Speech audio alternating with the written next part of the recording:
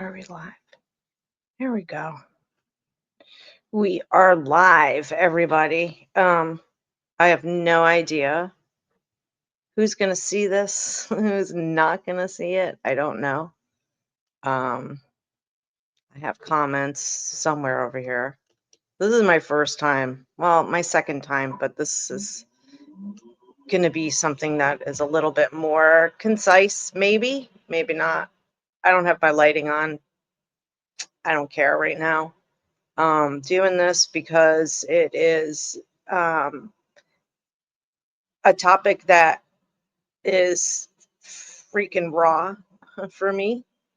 Um, and oh, wait, what is this saying? This is saying it's having trouble with Instagram. Hang on, you guys. I got to work these things out. Let's see. Let's see. I don't know what the problem is, honestly. Okay.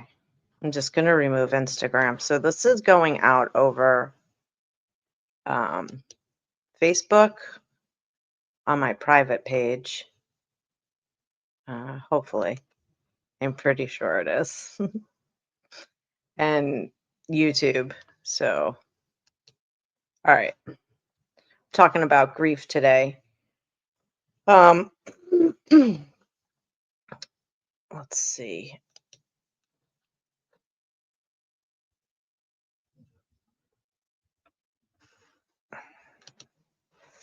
Add your comments if you like. I'm on StreamYard.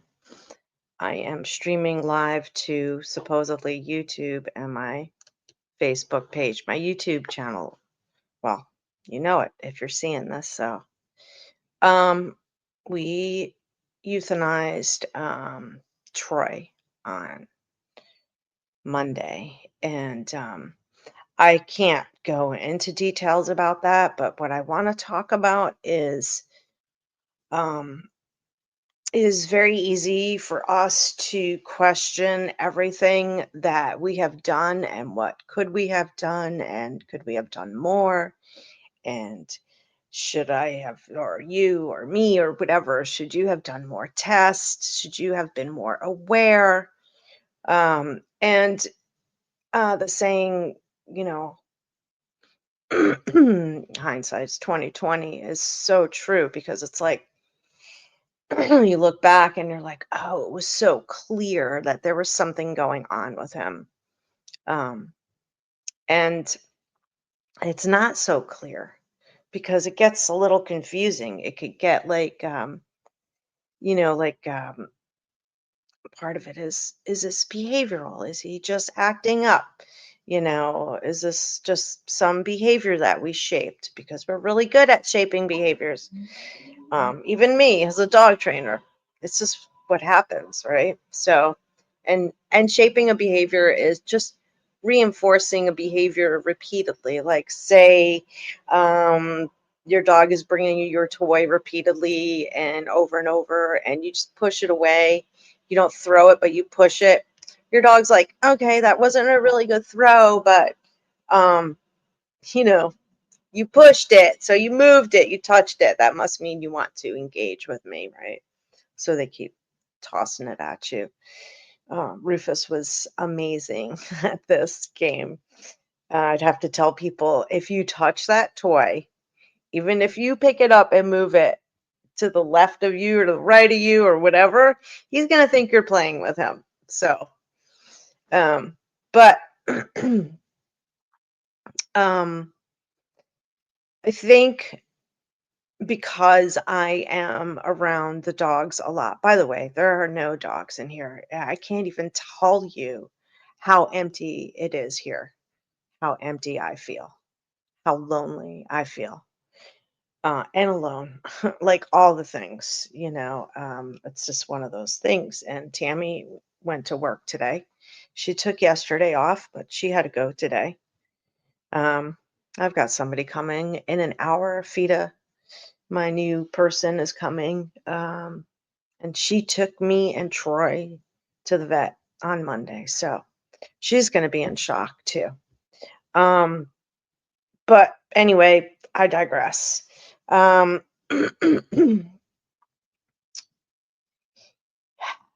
it's just been really, really, really difficult. And in looking back, I can say this, this, and this. These were signs. Um, but it's so hard because it's like so close to the stuff they do anyway, right? Um, like, and what I'm talking about is like, you know, barking for attention or whining for attention or whatever, when those things, all I can say is this: when you see stuff like that starting to happen with your pet, that is an increase maybe in that annoying behavior or any kind of behavior that's different that you're like, they don't do that normally, or I think maybe, this is a little weird. Maybe just make a little note of it and kind of keep track of it. Um, I feel like it, and this isn't like, I'm not blaming myself, I'm not blaming Tammy or anything. I'm just wanting to, like, when it's a situation with an animal that is like not overtly ill, like with Bella, like she had a tumor on the bottom of her paw pad, on her paw pad on her front left foot. And it's like, so that was clear, right? Like we saw it, we were taking care of it, the whole nine. We had her on a regimen, et cetera, et cetera. But then you get dogs like Rufus or Troy, where it's like things just kind of don't seem exactly right, but you're all wrapped up in your life because that's how life is, right? And you're like, oh, something's going on with them. They're just being whatever. And I think we should pay attention to those things. I'm not saying that anything we could have done if I would have brought Troy to the vet sooner, I don't think it would have changed anything. Um, his prognosis was not good. Um, Troy was going to be 13 in February, and um, but he was not an old 13 at all. He wasn't like your typical 13-year-old dog. I mean, this dog was like, I'm two forever, or I'm one forever, like forever puppy, right? Um, just always there and active, and I started to see like a pretty, like, in the last couple of days, I was like, he's like not engaging more any, like he kind of just would go and go lay down and stuff. So um and a little bit more, and I was like, oh, like 13 is, like, he's gonna be 13 next month. Maybe he's just starting to feel his age or whatever. But he was sick, and he had masses on his prostate, which was huge. His lymph nodes were huge. And his spleen had a mass on it and was like, it needed to be removed. Otherwise, it probably, like, the whole spleen would have needed to be removed because chances were very, very high that if we didn't do that, um, he it would have ruptured.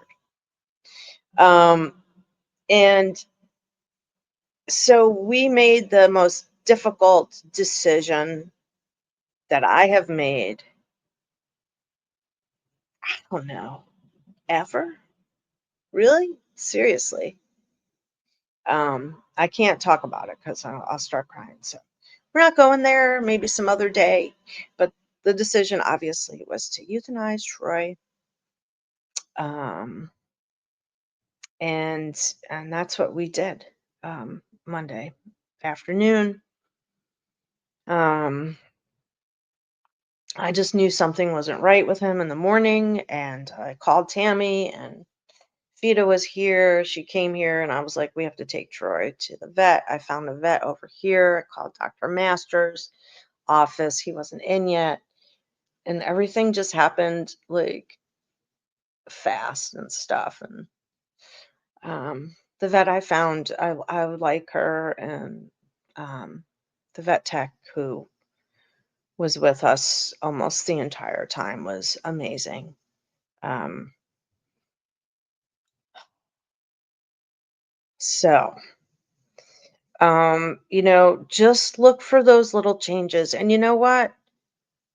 Just go to the freaking vet or call vet and talk to them because like I called last week actually. I called Dr. Master's office and I spoke with one of the vet techs and I was like, I don't know, he just seems like I think he's still like depressed um about Bella, and like at that I noticed a change like just overall, but he just didn't feel good, you guys. He didn't feel good. He was unable to, eliminate. They had to catheterize him to, empty his bladder. His bladder is huge. And he could not poop because his prostate was huge, and, so nothing could pass. Um, and it's a fucked up situation, and, it's only been 2 days, and it's hell for us. We are just going through it, you know what I mean? Like, we're just going through everything, but, um, we are just there for each other, obviously, and, um, we're watching a ton of TV, a lot of distraction and stuff, and, um, I'm not gonna be 100% alone until, like, next Tuesday, so I'm glad about that. Um I hate how empty it is. You guys, I haven't been without a dog or a pet. Like, I used to have cats since I was like, let me think back. Let's go all the way back to the before time, like 84-ish, around there. Um, and like there was always an animal, even before I moved out of my parents' house. The dogs lived outside. That's a whole nother story. In upstate New York. Whatever. We're not going there. But that's a lot of animal energy, and I've always had multiple animals. Um, and like it just sucks. Like the energy, his energy isn't here, and it's so hollow. Like even when I'm talking, it's like I feel like I'm in this big hall. We have low ceilings, and we don't have high ceilings like rich people, but Um, it's like, it still feels echoey, I can't hear him, like, snorting when he breathes and he sighs and, all that kinda stuff, so, um, I would be remiss to not also say that Karen Pryor passed away, this week, I think Sunday, and, um Karen Pryor was so, so instrumental on my journey of training and changing the way I trained. It was like she turned on a switch in me. And the first time I saw her was in Pennsylvania. We were in Valley Forge. That was my first APDT conference. APDT is Association of Pet Dog Trainers. They do really good work. They have amazing conferences, and that was my first one. The trainer I was training with at this other place, where I learned really how to train like other people's dogs. We used all aversive, like choke chains, pinch collars, shock collars, etc. Right, and so that other trainer who was there, his name was Bill. He was like, showed me the gentle leader. I don't have it here. I can't get it right now. But he showed me the gentle leader. You guys know what a gentle leader is: a head halter, head collar for a dog. And he was like, check this out, blah, blah, blah. And then he told me about the conference and he was like, why don't you come with me? So I was like, right on. So we went together. And I have to tell you, like, I was like really painfully shy and like, certain situations. So that was like a struggle for me, but I went anyway. I was like, I'm doing this. I scraped up money. I was so broke, and scraped up money and went, and my life changed. So it was like there were pre-conference days, and it was, I think, not that night, maybe then, I don't remember, but I had a full day, I believe, with Karen prior, and she was there, and I was like, I'm flipping dogs over. I'm doing alpha rolls. I'm using shock collars on my own dog, right? I am like jerk popping dogs and getting them to listen, and very militant, right? Just boom, we got this. This is the way we do it. This is the way we make your dog listen. Look, they're so obedient. Ba, ba, ba, right? Okay. Then I'm in Pennsylvania and I see this woman who is using a clicker, little piece of plastic, and some food, and she is really just shaping behavior, really. So, um, and everything she did just blew my mind. And I actually like teared up because I was like, oh my God, like, and this is when I was, just really at kind of like almost the beginnings, and stuff. And I didn't even think about, having my own business, nothing like that. I was just like, okay, I'm gonna bring this back. We're gonna bring this back to our job, right? Bill and I. That didn't go over well. But my point is that when I saw what was happening with clicker training, a little piece of plastic and some high value treats, depending on the dog, maybe not so high value, I was blown away. And then we, in the audience, as participants, we got to actually train dogs. Some people brought their dogs. I didn't. But I got to use other people's dogs. And I remember having this conversation with Karen, she'd kind of go around to everybody and stuff. And I was like, I'm like, I don't understand. It's like, I know it's working, but I don't understand what's happening. She goes, keep going. You're doing a good job, or whatever she said to me. And I was just I didn't realize that I was in such like who this woman really was. She was one of the first uh, trainers to swim with dolphins in the open waters. She her let me just, I don't want to butcher it. She deserves so much more than that. Let's see. um I don't know where it went, but she is the mother of clicker training. She, um, I don't know why this just turned on, so I got to turn that off. She changed my life. And not only did she work with dolphins and other mammals, but She also trained her own fish by using a pen light to mark behavior. She was instrumental with breastfeeding uh, because of her own struggles with her child, right?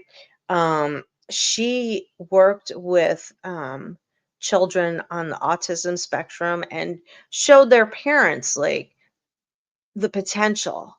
If you just did this and you just change the way you're looking at something and you focus on the good behavior and you shape good behavior and you kind of the for lack of a better word, bad behavior or undesirable behavior for us, it starts to decrease. It starts to go down. Let me just look here. I want to just go on to her site. Um, let's see. Yeah, she passed away January 4th at the age of 92. Um, and um, she was just amazing. The last time I saw her, I was at a FABA event, Florida. What is this? Florida Association of Behavior Analysis Analysts, and the event was in Orlando. I'm pretty sure 2010, 2011, something like that. And they had animals there too, and it was great because like some of my colleagues were there and presenting, and Karen was there, and we all sat in the front row, and this person brought a gator out, and how he's going to do husbandry on a gator. And you're sitting there and you're just like, yeah, this is what we're going to do, you know, because it's possible, because it's science. So this is what Karen Pryor did for me. She is just amazing. She wrote books like um, Don't Shoot the Dog. I'm trying to find her site. I had this great um, her site up. Here we go.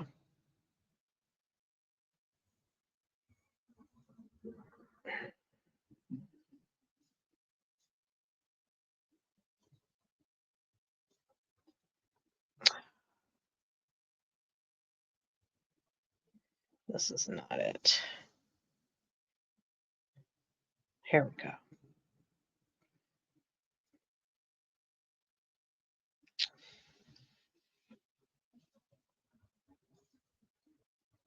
All right.